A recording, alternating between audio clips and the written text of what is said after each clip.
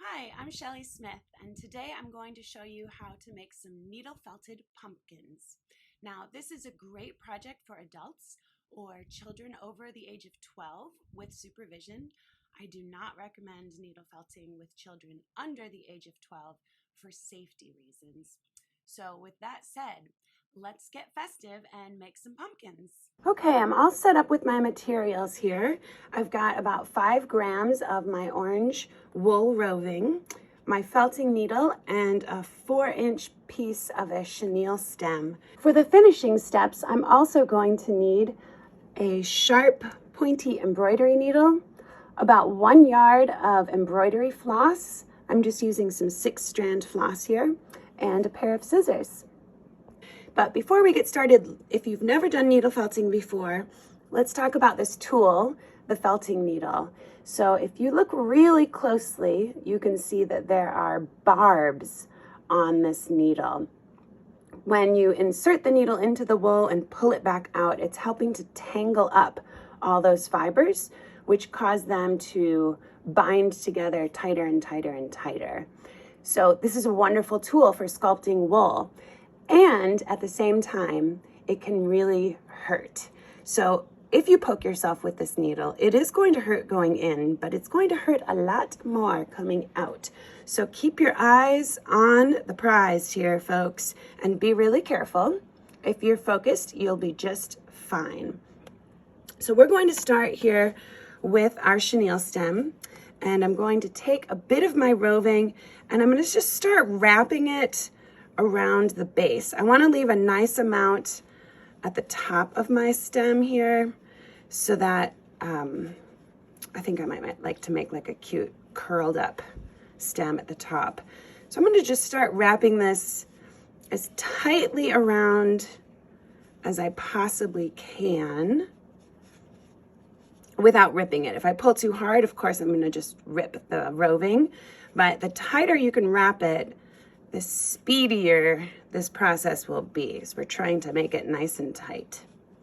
So I've got some wool on here. I still need to add more, but I think I'm going to go ahead and just tack this down so that what I've already wrapped doesn't come undone. So I'm just going in and out, and I don't have to go very deep because the working part of my needle is actually just this bottom inch right here. I don't need to go all the way in, just maybe like a 1/4 or a 1/2 inch in. And I'm also trying not to poke my chenille stem because I don't want to break my felting needle. So just a little bit of felting, and that wrap is already starting to hold. I know it's not perfectly round yet, but that's okay. We're going to shape it more in a moment. So I'm going to go ahead and wrap some more wool.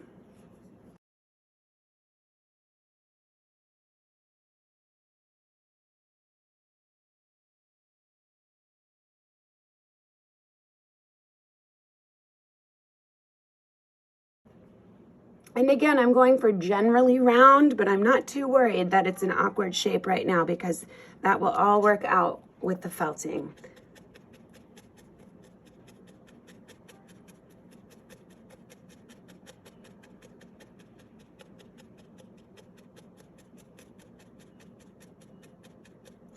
So I'm just rolling around and needle felting here. I find it easiest to hold this in my hands while I'm working rather than to place it on the table, so I don't have to worry about accidentally hitting the table, which can break my needle. But I am being very careful that I'm keeping my eyes on the needle so I don't poke myself. This is why we don't want to do this with young children who can easily poke themselves.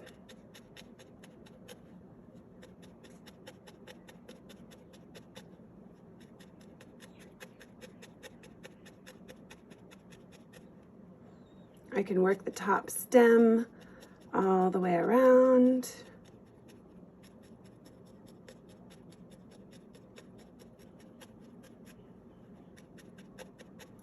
I'm going to keep going like this for a few minutes. Okay, I've been needle felting my pumpkin for somewhere between 7 and 10 minutes here, and it's nice and firm. I think you will find on your first pumpkin that if you wrapped your wool really loosely, you have a lot more work to do to bind those fibers together. So initially wrapping it tight really does help. And we want to have a pretty firm pumpkin because pumpkins are pretty hard on the outside, right? And with felting, there really is no end point. You can keep going and going and it will get firmer and firmer until it's rock solid, right? Or you can felt just a little bit and it'll hold together, but it'll be pretty fluffy. So it really is up to you. But I like to make mine pretty firm. It makes it seem a little more pumpkin-y. And depending on the felting needle you're using, you may notice some little holes that get left in your wool. You can just massage and smooth those out a little bit if they're bothering you, and they should just disappear, just like that. Okay, so now we're going to add some details. Okay, I have an embroidery needle with a sharp point and about 1 yard of some just basic 6-strand embroidery thread. You can use any color you like.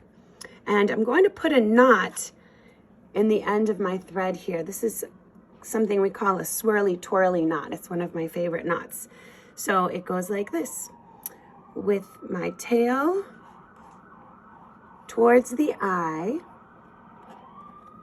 I point up to the sky and I wrap 3 times around. I hold on tight and slide all the way down. So that just gave me a nice little knot at the end of my embroidery thread. And now I'm ready to begin.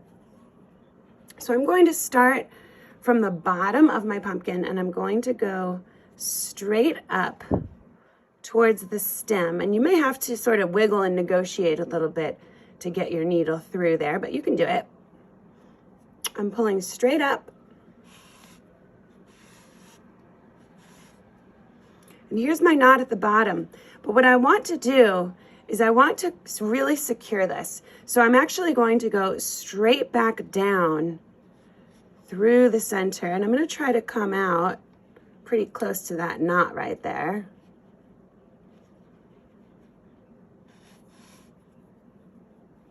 Switch out for my stem.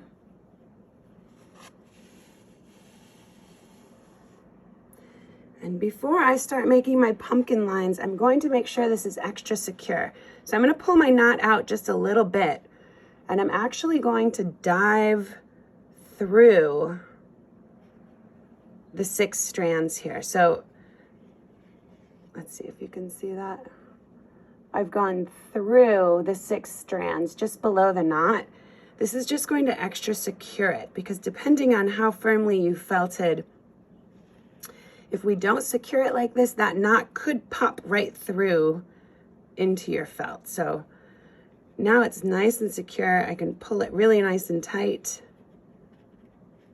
And I'm ready to make my pumpkin lines. So I'm going to come back up to the top and I'll go straight down again.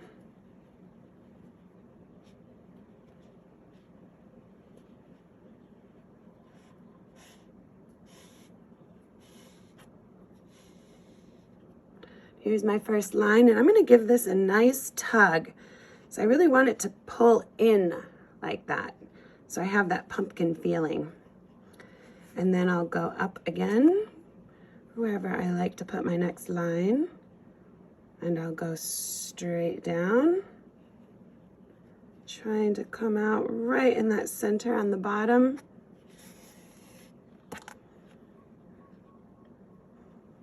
Before I pull it tight, I'll make sure I like its placement. That looks good, and give it a good tug.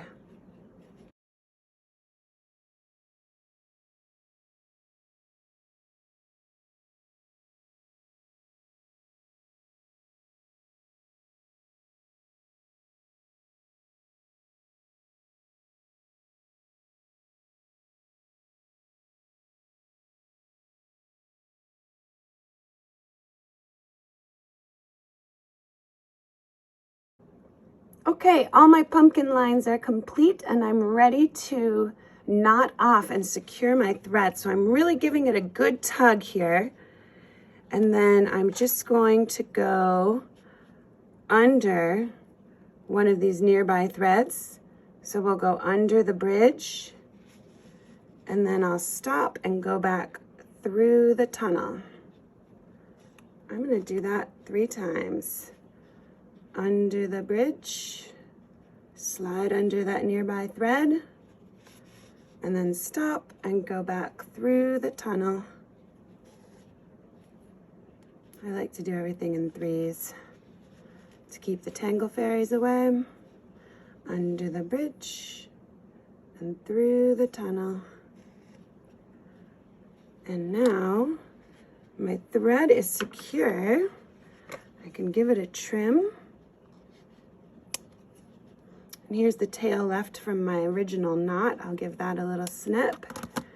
And I noticed as I was stitching, I pulled some of this wool, a little bit of a fluffy bit loose. So I'm just going to tack that back down, no problem.